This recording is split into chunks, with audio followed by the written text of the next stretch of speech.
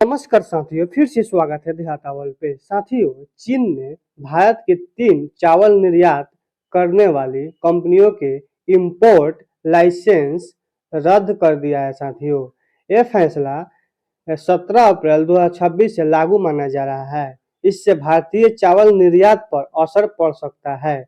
इस फैसले से भारत चीन चावल व्यापार पर असर पड़ सकता है।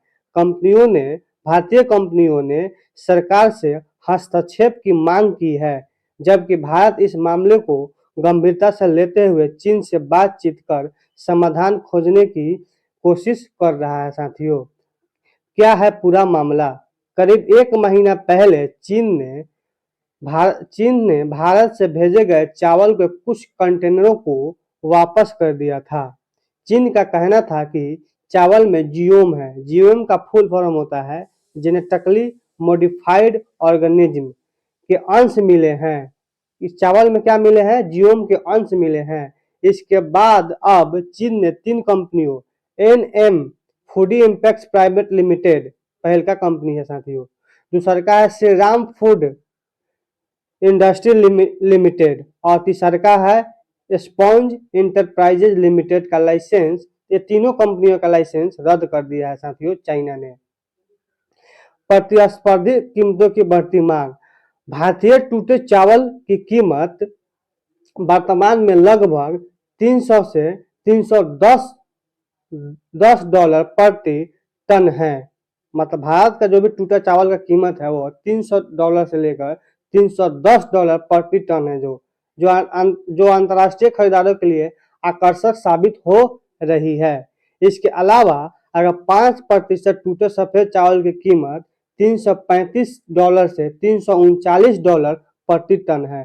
5% टूटे चावल का मतलब हुआ कि मान लीजिए भारत अगर 100 केजी चावल बेच रहा है, उसमें से 5 केजी चावल टूटा हुआ है और 95 केजी चावल 100 से बड़ा बड़ा है, टूटा हुआ नहीं है, उसका रेट है 335 से ₹339 पर टन है। साथियों, और जो पूरा चावल टूटा हुआ है उसका कीमत है भारतीय चावल का, जो टूटा हुआ चावल है $300 से लेकर $310 प्रति डॉलर है। साथियों, जो थाईलैंड, वियतनाम, पाकिस्तान जैसे प्रमुख एक्सपोर्टरों की तुलना में कम है। साथियों, भारत की चावल का जो कीमत है वो कम है, लेकिन थाईलैंड और वियतनाम और पाकिस्तान का जो भी चावल है उसका बहुत ज्यादा कीमत है। साथियों, इन देशों में आपूर्ति कमी ने भी भारत के वैश्विक बाजार में एक मजबूत विकल्प बना दिया है, जिससे चीन सहित कई देशों से भारत की ओर मांग बढ़ रही है। साथियों,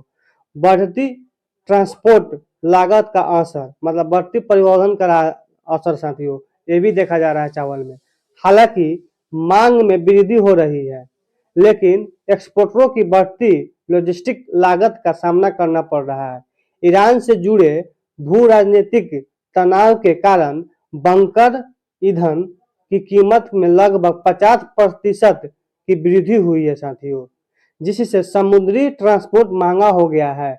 एक 20 फुट कंटेनर के लिए भाड़ा अब 75 से $80 प्रति टन तक पहुंच गया है। साथियों, इसके बावजूद पश्चिम एशिया, अफ्रीका और चीन जैसे बाजार में से स्थिर मांग बनी हुई है, जो भारतीय निर्यातों के लिए राहत का संकेत है। साथियों, नीतिगत बदलाव व्यापारिक विरोधाभास है। साथियों, चीन का यह कदम इसलिए उल्लेखनीय है क्योंकि उसने पहले भारतीय चावल की खेपों को जीओम के आधार पर खारिज किया था, और जबकि उन्हीं खेपों के पहले मंजूरी दी थी। चीन ने पहले इस खेपों को क्या किया था? जीओम के आधार पर खारिज किया था, और उन्हीं खेपों को पहले वो मंजूरी दी थी कि लाओ मेरे देश में।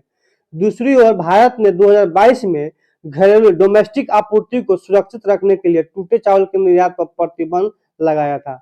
इससे पहले 2022 में भारत सरकार ने अपना देश में यूज करने के लिए टूटे हुए चावल को बैन कर दिया था। साथियों, अब आयात निर्यात दोनों स्तरों पर बदलाव यह दर्शाते हैं कि वैश्विक आपूर्ति श्रृंखला और घरेलू आवश्यकताओं को व्यापारिक नीतियों को प्रभावित कर रही है। साथियों, जलवायु जोखिम और उत्पादन की परिदृश्य।